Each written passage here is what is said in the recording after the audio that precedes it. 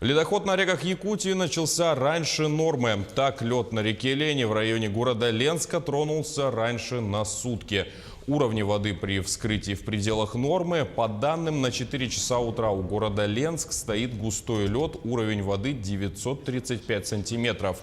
На участке Хангаласского района и Якутска ледоход, по предварительным данным, ожидается 16-18 мая. Ситуация с ранним стартом наблюдается и на реках Алдан, Мая, Амга, Вилюй и Колыма. Так, на Алдане, на территории Усть-Майского района, активная фаза ледохода наблюдается между поселками Усть-Миль и Белькачи. Уровни воды ниже критических. Напомню, что накануне провели взрывные работы на реке Алдан в районе поселка Кюпцы Усть-Майского района и на реке Амга для устранения затора в местности Тейерхая. На реке Вилюй ледоход проходит через Нюрбинский район. Уровень воды у города Нюрба 769 сантиметров. Превышений критических отметок также нет. Раньше нормы вскрылась и река Колыма. На северных реках, в частности на реке Колыма, большая толщина льда, это ввиду отсутствия там снегозапасов, малого количества.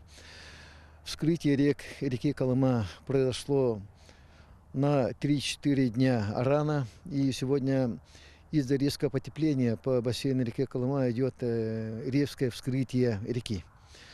Местная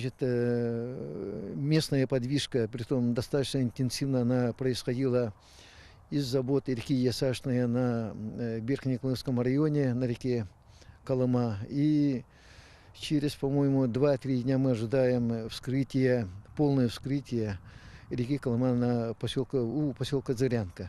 И потом, наверное, через 4-5 дней в городе Среднеколымске.